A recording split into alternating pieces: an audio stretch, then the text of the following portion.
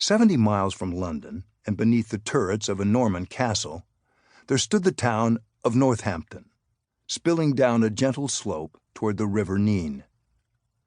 In the early 1600s, it was a borough mainly built with wood and thatch, prosperous but overcrowded, and squalid with the smell of tanneries and leather.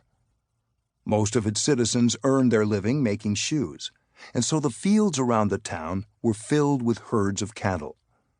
The wealthiest men in the region were the graziers, whose cows and sheep had come to dominate the county.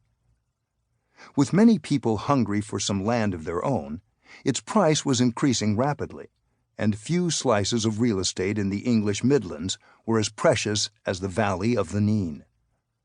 To the south of the town, the ground rose up from the river toward a village by the name of Houghton Magna. It was here, in the course of a dispute about the tenure of the soil, that the Franklins left their earliest traces in history as anything more than brief entries in a parish register. The village had a splendid site, with a distant prospect of the castle. The houses were sturdy, built of stone, so that a few of them can still be seen today.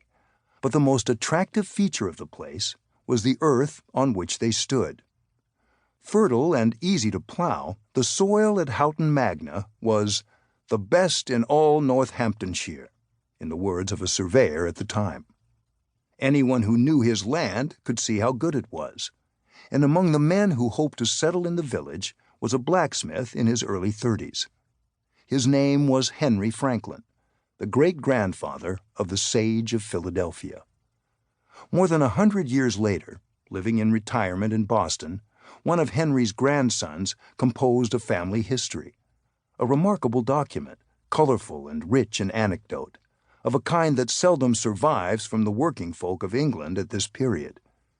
The author was Franklin's uncle, another Benjamin, writing at the age of 69. His manuscript begins with Old Henry, whom he revered as a man of principle, who defended the villagers against an overbearing clique of landlords.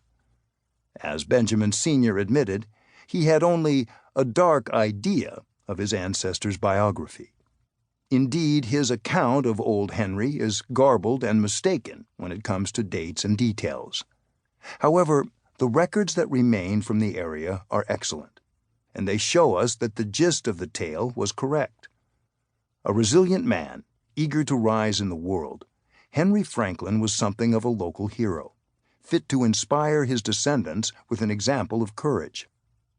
Far into the 18th century, his story would help to fashion the view the Franklins took of themselves as people who refused to be done down by those who claimed to be their superiors.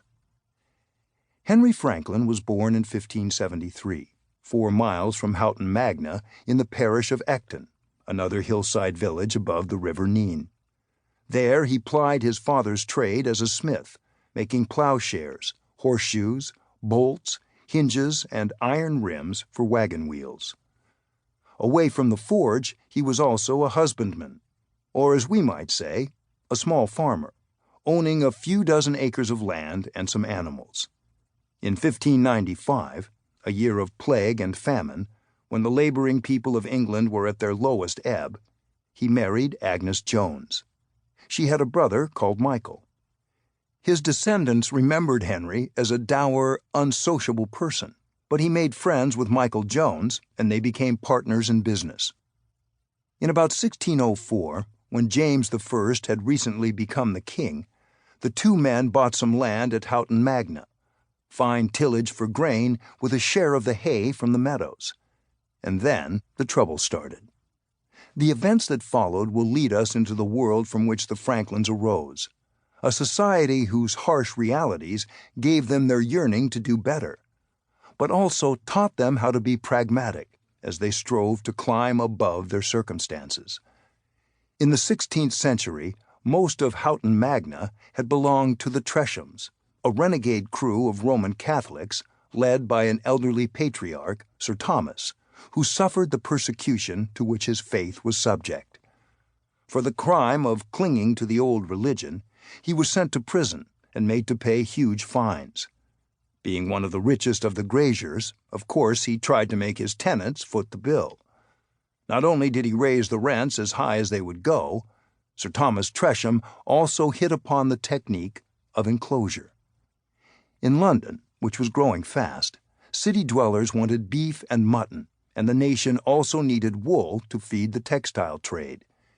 It made economic sense, or so the Treshams thought, to sweep away small farmers and replace their fields of grain with oblongs of grass, fenced and hedged for their vast flocks of sheep.